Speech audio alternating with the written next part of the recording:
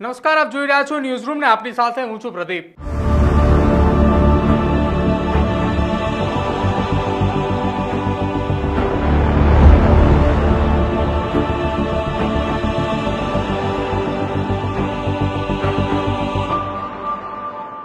આપણે છેલ્લા કેટલાક સમયથી વારંવાર એક ચર્ચા કરી રહ્યા છીએ કે રાજકોટના અમિત કુમાર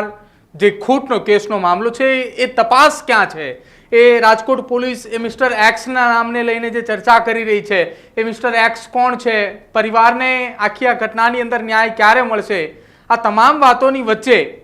રાજકોટ જિલ્લા કલેક્ટર કચેરી ખાતે અમિત ખૂંટના પરિવારના સભ્યો એકત્રિત થાય છે અને કલેક્ટરને એક આવેદનપત્ર આપે છે। અને કલેક્ટરને આવેદનપત્ર આપતાની સાથે જ માહોલ એ ચર્ચાનો વિષય ફરી એકવાર બને છે કે અમિત ખૂંટના પરિવારને શું હવે આ કેસની અંદર અમિત ખૂંટના પરિવારે જે પહેલાં કહ્યું હતું કે આ 2-4 લોકોના નામ કે જે અમિત ખૂંટની અંતિમ નોટની અંદર લખવામાં આવે તે પ્રમાણે કેસ નોંધવામાં આવે એ જ પ્રમાણે તપાસ ચાલી રહી છે, તેમ છતાંય પરિવારે કેમ રાજકોટ જિલ્લા કલેક્ટરને આવેદન આપ્યું? આ જ વિષય એ છેલ્લા કેટલાક દિવસોથી ચર્ચાતો હતો ને હવે એની લઈને અત્યારે આવેદનપત્ર જે છે તે અહીંયા મારી પાસે આવેદનપત્ર છે। હું આપને શબ્દશઃ આવેદનપત્ર એ સંભળાવવા જઈ રહ્યો છું, જેમાં સૌથી પહેલાં લખ્યું છે અરજદારનું નામ મનીષભાઈ દામજીભાઈ ખૂંટ અને સાથે નીચે લખ્યું છે રીબડા ગામના ગ્રામજનો। એટલે આ એક આવેદન એના માત્ર અમિત ખૂંટના પરિવાર તરફથી આપવામાં આવ્યું છે, પરંતુ સાથે રીબડા ગામના તમામે લોકો વતી આ આવેદનપત્ર જે છે તે રાજકોટ જિલ્લા કલેક્ટરને આપવામાં આવ્યું છે, જેમાં ગામ રીબડા, તાલુકો ગોંડલ અને જિલ્લો રાજકોટ છે। તારીખ આજની લખવામાં આવી છે 10/5/2025ની તારીખ છે। આ આવેદન કોને આપવામાં આવ્યું છે તો પ્રતિશ્રી કલેક્ટર જિલ્લા મેજિસ્ટ્રેટ કલેક્ટર કચેરી રાજકોટ,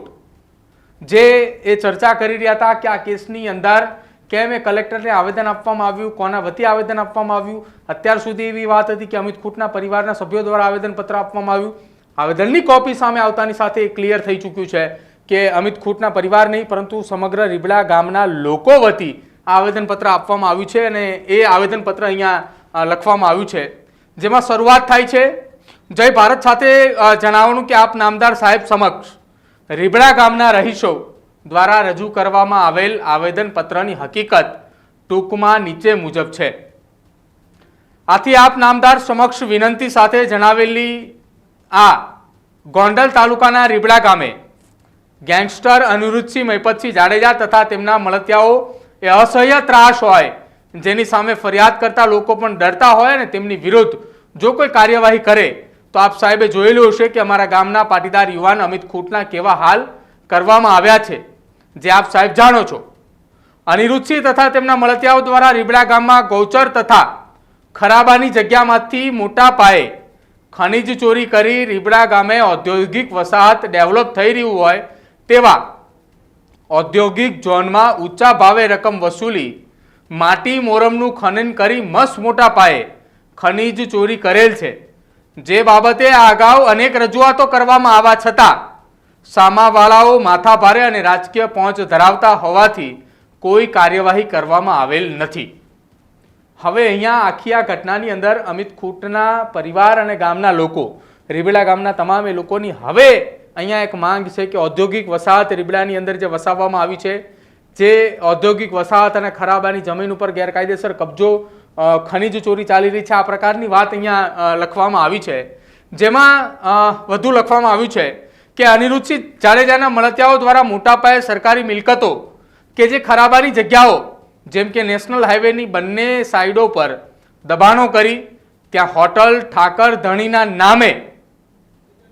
અહીંયા એક હોટલનું પણ નામ આપવામાં આવ્યું છે। રાજકોટ હાઈવે ઉપર બંને બાજુ દબાણ કરી હોવાની પણ વાત સામે આવી છે, જેમાં લખવામાં આવ્યું છે હોટલની સાથે સાથે જેમાં નશીલા પદાર્થના વેચાણ તથા હોય, જે રીબડા ગામે ગૌચર તથા ખરાબાની જગ્યામાં ગામતળ તથા સીમતળમાં મોટા પાયે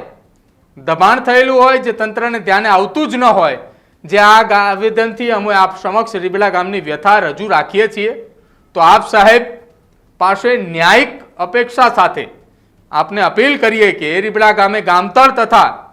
સીમતલમાં તથા રોડની બંને બાજુ દબાણોની તપાસ કરવામાં આવે અને આવા દબાણોનું તાત્કાલિક ડિમોલેશન કરી દબાણ દૂર કરવામાં આવે એવી વિનંતી કરીએ છીએ। અમિત ખૂંટ કે જેને થોડા દિવસ પહેલાં પોતાનું જીવન ટૂંકાવ્યું, હવે એ પરિવાર દ્વારા ન્યાયની અપેક્ષા, ન્યાયની માંગ સાથે એ જિલ્લા કલેક્ટરને એક આવેદનપત્ર આપવામાં આવે છે. આ આવેદનપત્રની અંદર અમિત ખૂટ કે જેમાં આ આવેદનપત્રની અંદર ઉલ્લેખ કરવામાં આવ્યો છે કે એ લડાઈ લડી રહ્યો હતો અમિત ખૂટ, કે રીબડાની અંદર જે આ પ્રકારની પ્રવૃત્તિઓ ચાલી રહી છે ગેરકાયદેસર, એની સામે લડત આપતા હતા અને એની આ પ્રકારની હાલત થઈ હોવાની વાત આ આવેદનપત્ર થકી અત્યારે હાલ કહેવામાં આવી રહ્યું તેવું લાગી રહ્યું છે. આવેદનથી વિશેષમાં આપ સાહેબ સમક્ષ આ નિવેદનથી દાદ માંગીએ છીએ કે તાજેતરમાં જ બનાવ જેથી વિગતે ચર્ચા કરીએ તો ઉપરને લખેલી તમામે વિગત અનિરુદ્ધસિંહ જાડેજા વિરુદ્ધ રજૂઆત કરતા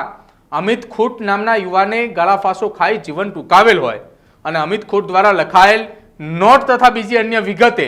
અમિત ખૂટના ભાઈએ અનિરુદ્ધસિંહ જાડેજા વિરુદ્ધ તાલુકા પોલીસ સ્ટેશનમાં ગોંડલ ખાતે ગુનો નોંધાવેલ છે,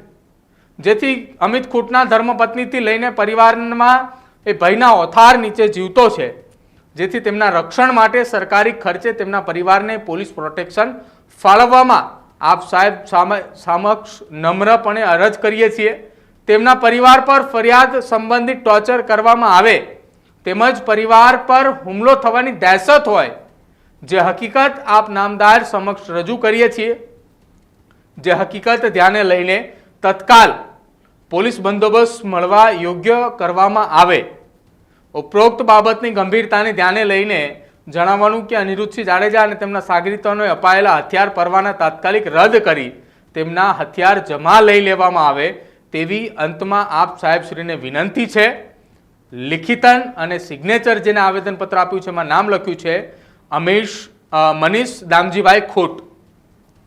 અહીંયા આખી આ ઘટનાની અંદર જે આવેદનપત્ર જિલ્લા કલેક્ટરને આપવામાં આવ્યું છે એની અંદર 3 મુખ્ય રજૂઆતો કરવામાં આવી છે, જેમાં પહેલી રજૂઆત છે રીબડા અને રીબડાના આસપાસના વિસ્તારની અંદર ગામતળની જમીન હોય, એ ગૌચરની જમીન હોય, સરકારી ખરાબાની જમીન હોય, તમામ જગ્યા ઉપર જે ગેરકાયદેસર બાંધકામ થઈ ચૂક્યા છે એ હટાવવામાં આવે, એ દૂર કરવામાં આવે, આ માંગણી કરવામાં આવી રહી છે. સાથે જ આ જ માંગણી સાથે અમિત ખૂટ એ લડાઈ લડી રહ્યો હતો, તેના કારણે તેની આ પ્રકારની મૃત્યુ તેને મળ્યું તેવી વાત એ આવેદનપત્રમાં લખવામાં આવ્યું છે. એટલે પરિવારને હવે આખી આ ઘટનાની અંદર જે ફરિયાદ નોંધાવી છે તો પરિવાર ઉપર ફરિયાદ પાછી ખેંચવા માટે અથવા ફરિયાદને લઈને કોઈ પરિવાર ઉપર દબાણ ન આવે એના માટે પરિવારને સુરક્ષા આપવામાં આવે. અને સાથે સાથે આખી આ ઘટનાની અંદર જેમાં ફરિયાદ નોંધાવી છે જેમાં પહેલું નામ અનિરુદ્ધસિંહ જાડેજાનું છે, તો તેમના અને તેમની સાથેના તેમના જે સાથી મિત્રો છે એ તમામના હથિયાર પરવાના રદ કરવામાં આવે. આ 3 માંગો સાથેનું એક આવેદન રાજકોટ જિલ્લા કલેક્ટરને અમિત ખૂટના ભાઈ મનીષ ખૂટ દ્વારા આપવામાં આવ્યું છે. જો કે આ આવેદનપત્ર એ રાજકોટ જિલ્લા કલેક્ટરને પહોંચતાની સાથે જ રાજકોટની અંદર અત્યારે એ હડકંપ છે, કેમ કે 2 દિવસ પૂર્વે જ રાજકોટ જિલ્લા કલેક્ટર કચેરી ખાતે આ જ પ્રકારનું એક આવેદન કહ્યું હતું, પરંતુ એ આવેદન હતું અનિરુદ્ધસિંહ અને રાજદીપસિંહના સમર્થનની અંદર. એટલે કે હવે અમિત ખૂટના કેસની અંદર એક બાદ એક સમર્થન આપવાની કામગીરી ચાલી રહી છે, સમર્થન આપવામાં આવ્યા છે. સમર્થનની સાથે સાથે આવેદનપત્રો આપવાની કામગીરી પણ જિલ્લા કલેક્ટર કચેરી ખાતે શરૂ થઈ ચૂકી છે. તેવામાં હવે જોવાનું રહેશે કે રાજકોટ જિલ્લા કલેક્ટરને મળેલા આવેદન બાદ કયા પ્રકારની કાર્યવાહી એ કરવામાં આવે છે. તમારું શું માનવું છે અમિત ખૂટના પરિવાર અને ગામના લોકો દ્વારા આપવામાં આવેલા આવેદનપત્રને લઈને અને તેમાં લખવામાં આવેલી આ 3 માંગને લઈને? તે ખાસ અમારા કમેન્ટ સેક્શનમાં જરૂર જણાવજો. જોતા રહેજો ન્યૂઝરૂમ. નમસ્કાર.